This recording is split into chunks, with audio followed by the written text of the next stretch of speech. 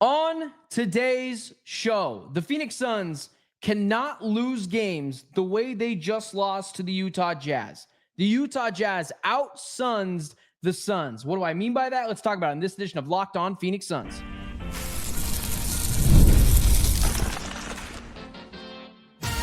You are Locked On Suns, your daily Phoenix Suns podcast, part of the Locked On Podcast Network, your team every day.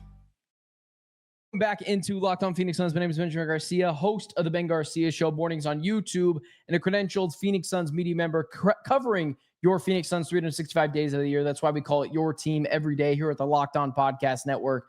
Thank you so much for joining me post-game Monday night, Tuesday morning, however you are listening, wherever you may be listening.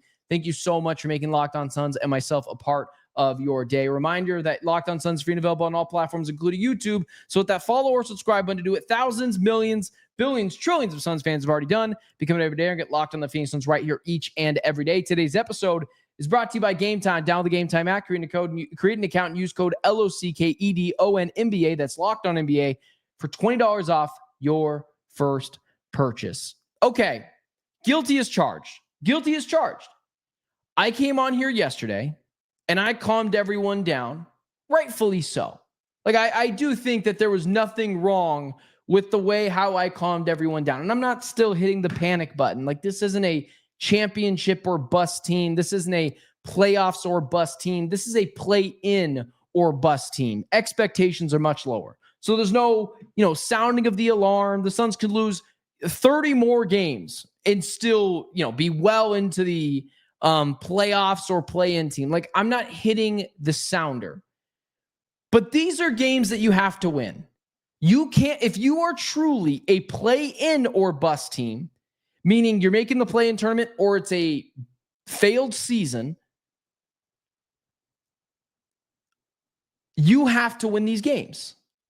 You don't get a lot of opportunity of gimme games or winnable games. We can argue if the Jazz are better than the Suns 1 through 10. I'm not really interested in doing that. Let's just say that the Suns and Jazz, for argument's sake, talent-wise, are roughly the same exact amount of talent. And you can't lose that. Like, you can't lose those games.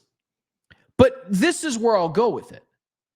At the beginning of the season, last year, I go even further back. The first press conference with Matt Ishbia, they said, listen, when you play the Phoenix Suns next year, you're going to know you played the Phoenix Suns. You're going to feel our presence. And then more press conferences. Brian Gregory got hired. Jordan Nott got hired. They traded for Mark Williams. A lot of things happened in the offseason. And then they said, wins and losses don't matter. Success will be measured in basically culture, foundation, all the other things. And we were sold a bill of goods. And those bill of goods were, the Phoenix Suns are not going to be the most talented team. We know that. You could argue tonight the Utah Jazz are more talented. I'd say they aren't. I'd say the Suns are more talented. But after tonight's game, that's a legitimate argument. If you told me the Jazz were better, I wouldn't kill you for it. But regardless, we knew that. The Suns were going to go into a lot of games talent deficient. But we were told that the Suns were going to be gritty, that they were going to be hard-nosed, that they were going to do all the little things, that they were going to be willing defenders.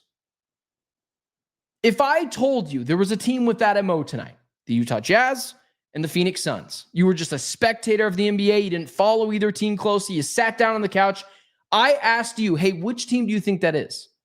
You tell me, oh, it's the team in purple. It's the Utah Jazz. It's the home team. And I'd say to you, no, it was actually the Phoenix Suns, and you'd be surprised. Because all throughout this game, it wasn't won because another team had significantly more talent like the Clippers were or the Nuggets were. Like, those were understandable scheduled losses.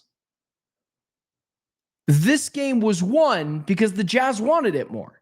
Now, there was a split second in there late in that fourth quarter where the Jazz kind of melt down and the Suns got lucky. Devin Booker missed a clutch free throw, which will be escaped from everyone's memory, but not mine. And then Mark Williams came in, tipped it in, who, one of the bright spots tonight, was freaking awesome. Mark Williams looks amazing. Colin Gillespie looks amazing. And the Suns kind of bailed themselves out of jail, got back into overtime. But it was more of the same. One team wanted it more than the other. Yes, Lauri Markkanen was awesome. And we're going to get to the Jordan Nott stuff in just a second here. But the Suns can't lose games like that. It is unacceptable to lose the way the Phoenix Suns lost to the Utah Jazz. You can lose games because the opposing team is more talented. You can lose games on a last-second game-winning shot. You can lose games because it's a shootout, one team had the ball last. You cannot lose games because another team beat you at your own game. The Utah Jazz out-Sunsed the Suns tonight. The Suns, we were told the Phoenix Suns were going to be the hard-nosed, gritty, go on the floor, jump on the ground, get loose balls, play stifling defense, get timely buckets. That's what we were told the Phoenix Suns were. That's everything the Utah Jazz were tonight. And I know it wasn't a blowout, but these are winnable games. And if you're trying to be a play-in team, if you're trying to keep the season interesting all year long, you have to win those 50-50 games. And oftentimes, these games are decided by who wants it more. And the Utah Jazz wanted it more. There was two stars on the floor tonight, Lauri Markkanen and Devin Booker. One dwarfed the other. You can't lose games like that.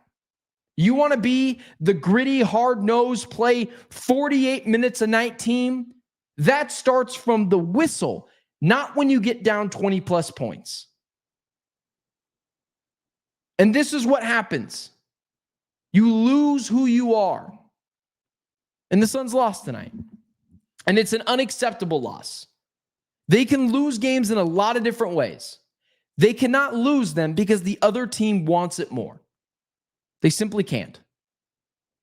And credit to the Jazz. They look better so far into the season. Like if I told you one of those teams is going to be a play-in team and the other team isn't, you're like, yeah, the Jazz would be. Like, guys, I get it. I'm thankful that the Suns, and it's not all bad. There are some good things, and I'll get to them right now. Colin Gillespie is a jubilation for this team. Started off the game missing every three-point attempt and then, eventually figured it out. Hit a bunch of timely buckets, probably the reason why the Suns got back in this game late. Mark Williams, I bet you the Los Angeles Lakers wish they didn't veto that trade. I bet you they're wishing they would have sent Dalton Connect and that first-round pick for Mark Williams. I've had enough of Mark Williams on the bench. Start the guy. You can't be worse than what I'm getting from Oso Ighodaro on a night-in, night-out basis. I'm sick and tired of trying to be, and I shouldn't say that. We're 3 games into the season. I'm overreacting a little bit. But I take a lot of flack because I feel like I've gotten a bill. I think I see things before other people do. And if we're making a talent counter here, Nigel Hayes should not be playing. I said that from the second preseason game. That dude can't play. Where's Rasheer Fleming? Where's Khaman Maluach? I mean, right there. Everyone told me, and legitimately everyone told me, you got to bring Chris Paul back. And I said, what? No. Colin Gillespie's better. At this point in their careers, Colin Gillespie's a better player than Chris Paul. Runs the floor, is better for this team than Chris Paul is.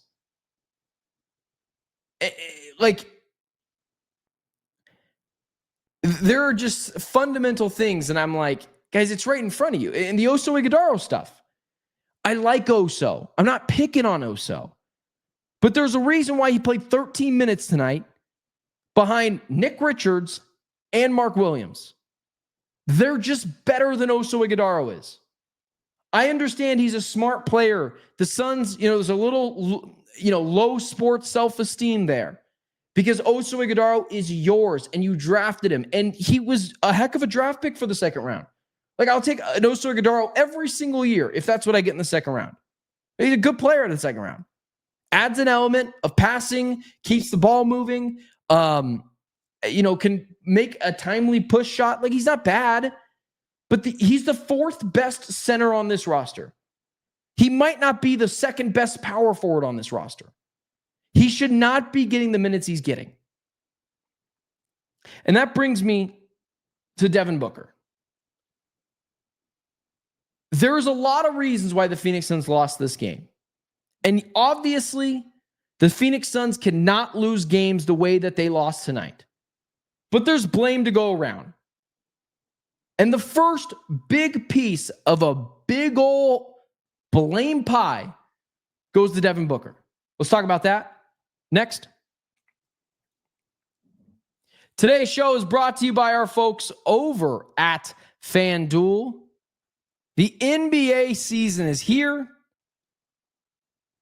and there's no better place to get in on the action than FanDuel, the official sports betting partner of the NBA. Even if you miss the start of a game or want to ride the hot hand, FanDuel has live bets on everything from who will score next to fourth quarter comebacks. Plus, you can even combine your live bets into a same-game parlay for a shot at a bigger payout. It keeps every game exciting, especially when your team's making that late push. Right now, FanDuel is giving new customers $300 in bonus bets when your first $5 bet wins. So head to FanDuel.com to sign up and play your game with FanDuel, the official sports betting partner of the NBA. Today's episode is also brought to you by the lovely folks over at Game Time. Basketball season is officially here. Nothing beats being in the arena for those opening games, but let's be real. Getting tickets can be a total headache between waiting in queues, surprise fees, and prices that jump up right before checkout. It's easy to get frustrated when all you want to do is cheer for your team. That's where Game Time comes in. The app that gives the advantage back to fans. It's your ultimate life hack for scouting amazing NBA tickets, fast, easy, and stress-free. I don't just use Game Time for NBA games. I use it for baseball, I use it for football. But most importantly, I feel like to me, like I use it to go see concerts. I love Game Time's ability. As it gets closer to showtime, Game Time, ticket prices almost always drop. Sometimes they run flash deals. They show you where the seats look like, where you'd be sitting. It's great. I love Game Time. Take the guesswork out of buying NBA tickets with Game Time. Download the Game Time app, create an account, and use code LOCKEDON NBA for $20 off your first purchase. Terms apply. It's LOCKEDON NBA. That's Locked On NBA for $20 off. Swipe, tap, ticket, go. You know, I was struggling what to lead the show with because statistically my audience is, watches, listens to the first 12 minutes and then, takes a nosedive like this. That's with everyone. Not everyone finishes the whole episode. You everydayers that do, I love you. But not everyone does. People get busy. And so I was struggling what to lead the show with. But it felt like leading the show with the Suns can't lose this way then stems into Devin Booker. There are a lot of reasons why the Suns lost this game. You get down 20 plus points, put yourself down in a hole that early. The score is 19-2 to start this game. You can put yourself in that kind of hole early. You're going to lose 95 out of 100 times. The NBA is weird. Double-digit leads evaporate quickly. But 95 out of 100 times, you're going to lose that game. I don't want to not shed enough blame on Devin Booker for losing this game. And I understand, I thought Eddie Johnson said it perfectly tonight on the broadcast. Credit to Eddie here. I thought it, perked my ears. It got my attention. Devin Booker had 34 points tonight. Now that's in 4.5 quarters. That's in 44 minutes. But he shot 5 for 12 from 3 tonight. Not exactly super efficient, but not awful. And he shot 11 for 26 from the field. I want to do my math right there. So he shot 42% from the field. I thought that's what it was. Devin Booker had 34 points on 11 made shots. 34 points on 26 attempts. That is an inefficient Devin Booker. Forget that, though. We talked about this last night. It feels like Devin Booker is just doing too much.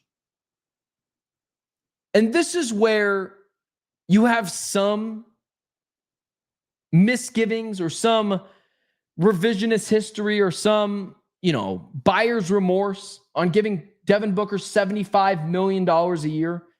It's not the money, it's the fact that it's a super max deal. He made 30% of the cap. Now he makes 31% of the cap. It didn't really go up insanely. But you don't get to give out 5 of those contracts to a team. It's not baseball. You don't just get to hand them out.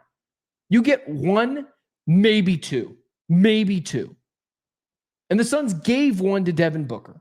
They said, you are our guy.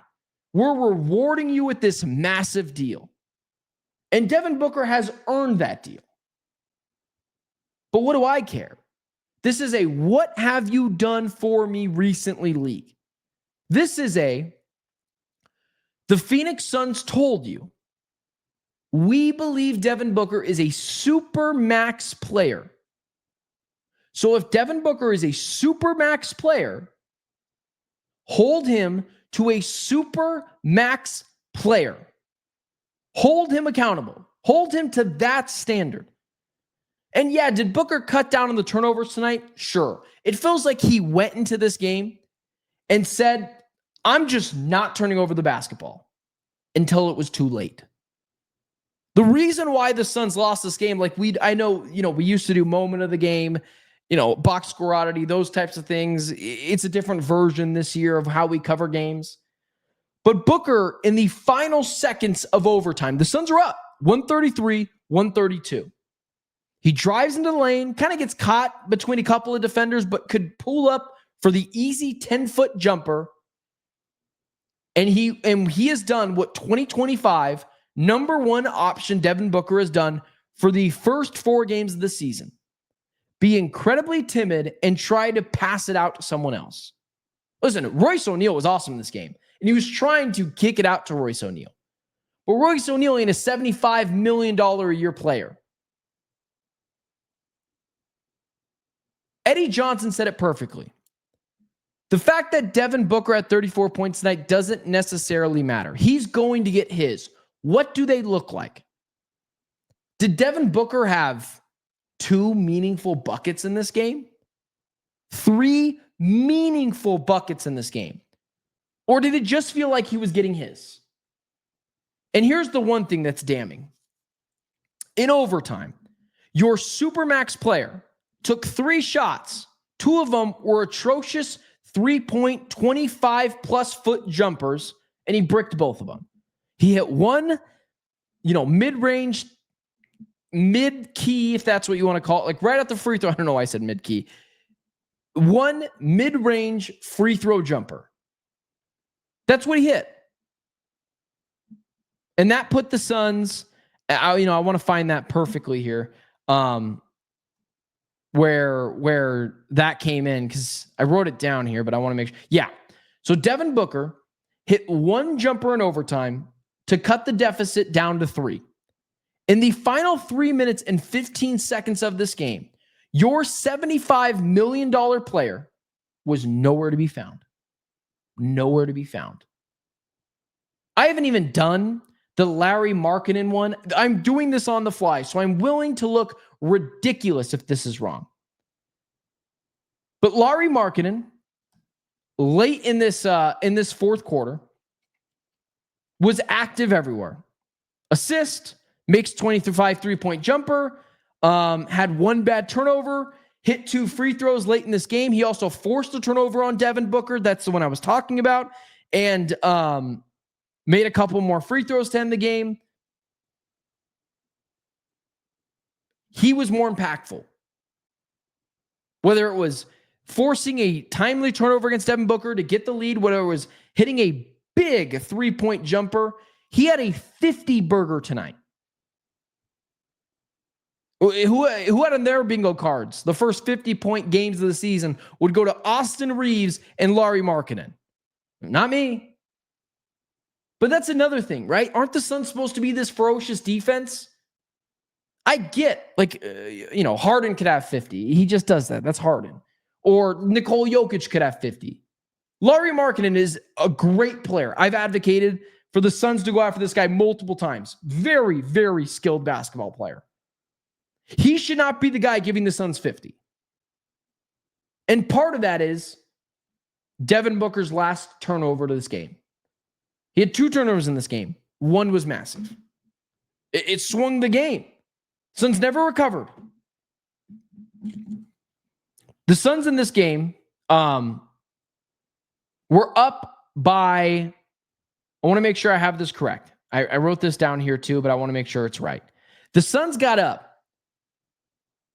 With 2 minutes and 3 seconds left, up by 3, they scored 1 point to end the game. The Utah Jazz would score 8 of them. They would end the game on an 8-1 run. Part of that is Devin Booker. Like, I don't care. Oh, you want him to shoot more? Yeah, okay. I'm sorry. Let me clarify. I did want Devin Booker to shoot more. I also wanted the ball to go in. I know. That's on me. Probably should have clarified that. You can call me mean. You can call, hater, right? I was the only one defending that Devin Booker extension in the summertime. No, it's none of that. I'm just holding him to the supermax standard that the Phoenix Suns themselves told me to hold him to. If you're going to give him that much money, if you're going to say you are the franchise, you are the team, I'm going to hold you to it. For better or for worse, you make $75 million a year. You're the guy who's going to get most of the blame on most nights. Let's also go over to Jordan Nott, who, I'm going to be honest with you guys, looks a little over his skis in what? Outside of 4 quarters, looks over his skis this year. Let's talk about Jordan Nott. What's gone wrong? What the heck are those rotations? Next. Today's show is brought to you by the lovely folks over at Rippling. If you're a business owner, here's the truth. SaaS promised to make work easier, but now the average company is buried by hundreds of apps that slow down your teams and simply don't work together. That's not SaaS. That's sad. Software as a disservice. That's why you need Rippling. Rippling is the unified platform for global HR, payroll, IT, and finance, and all in one place. They've helped millions of businesses replace a mess of disconnected tools with one system designed to give leaders clarity, speed, and control. Listen, one of the reasons why I love Ripplings is it removes the bottlenecks and the busy work that slow teams down. Everything from onboarding to payroll to IT access runs automatically and perfectly in sync. And right now, you can get 6 months free when you go to rippling.com/LockedOnNBA.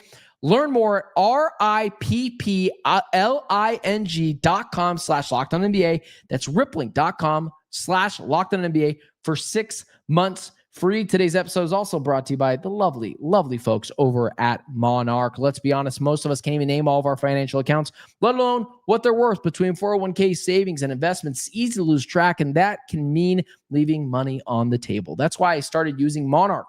It's an all-in-one personal finance tool that brings your entire financial life together in one clean, easy-to-use interface on your laptop or on your phone. Monarch's visual databases and smart tools make it so much easier to understand where money's going and how to make it work harder for me. Don't let financial opportunities slip through the cracks. Use code LOCKEDONNBA, monarch.com for 50% off your first year. That's monarch.com. Code LOCKEDONNBA for half off your first year.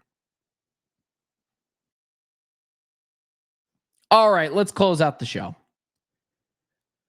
Jordan Nott looks a little over his skis to start his NBA campaign. Now, I firmly remember Joe Mazzulla looking over his skis for like the first few months of his tenure. It looked like a bad replacement to Ime Udoka in Boston, but he figured it out, took his lumps, took some time.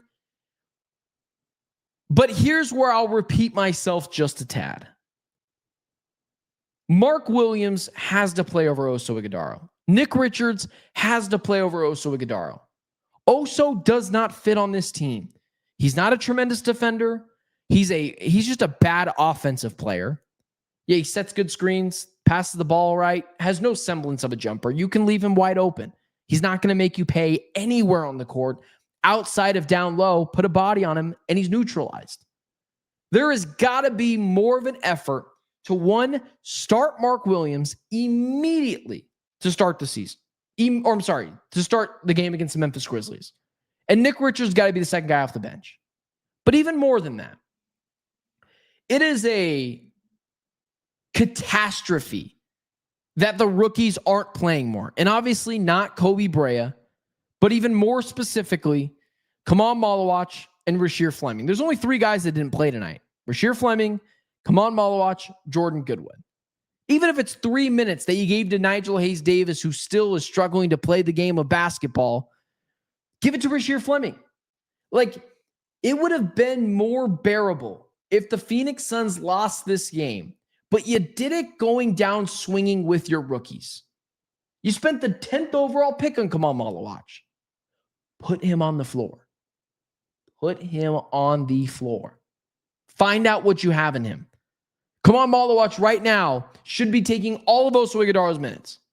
If you play Nick Richards, Mark Williams, and Khaman Maluach, and it means that Oso never sniffs the floor, guys, I cannot tell you how little I would care. He has to play more. At least if you lose this game, you say to yourself, well, Khaman Maluach got some very good experience in crunch time. He got a feeling of what it's like when the game gets tense. And he could have been a part of that defensive spark in that second unit that got the Suns back in the game to initially begin with. But Jordan Nott continuously rolls it out with Oso for God knows what reason. He's not a 4, he's not a 5, somewhere in between, and he doesn't fit on this team. Like, I'm okay with trading Oso, like early in the year. Like, I was okay with it. I just didn't want to do it for Jonathan Kuminga because, like, you don't have a lot of cap space. As well as you were already bringing in Jalen Green. It was just a lot of new tools to figure out at once for a first-year head coach. I never once said I wanted to hold on to Oso Ighodara, though. But Khaman Maluach, Mark Williams, Nick Richards, they should all play. Oso Ighodara, if he doesn't, whatever.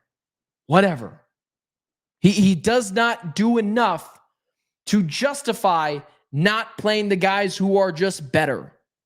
See Nick Richards tonight defensively? Golly, single-handedly got them back in that game with Colin Gillespie. So not single-handedly, but with Colin Gillespie in that second quarter. Oso's not doing that. He's not as athletic. He's not as good defensively. He's got good footwork down low. Like, I'll give you that. I like his footwork. I like his fundamentals. I like the way he whips the ball around, but that's it. And then Khaman Maluach is your rookie. No experience tonight for the Rook. None. He's either A, not ready, B, you don't trust him, or you are worried he's not good enough. None of those things are good enough reasons. Put him out there, see what you got. Rasheer Fleming as well. You know what the Suns could have used tonight? Another big body on Lauri Markkanen. It's not like the officials were swallowing their whistles. It's not like you could have said, well, Rasheer Fleming, like, you can't throw him out there. He's going to commit some stupid fouls.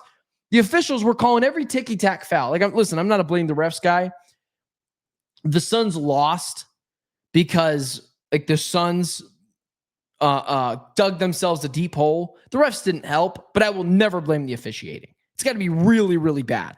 It was bad tonight, but it was like the home team got all of the calls. That happens sometimes. You got to battle through adversity. And, like, don't give me the, well, Dillon Brooks didn't play tonight. Well, gosh darn it. You know, Jalen Green didn't play. Welcome to the NBA. Players get hurt. Do the Oklahoma City Thunder make that excuse? Do the Boston Celtics make that excuse? You know, in years past, not this year when Jason Tatum's out. Does the Warriors during their dynasty make that excuse? No, they find ways to win. Good teams find ways to win. So I don't want to hear it. Dillon Brooks didn't play tonight. Okay, you'll play a team later on this year that doesn't have one of their better players. And you will be the beneficiary of that. But this is the NBA. You got to learn how to win without your best players. It's not good enough.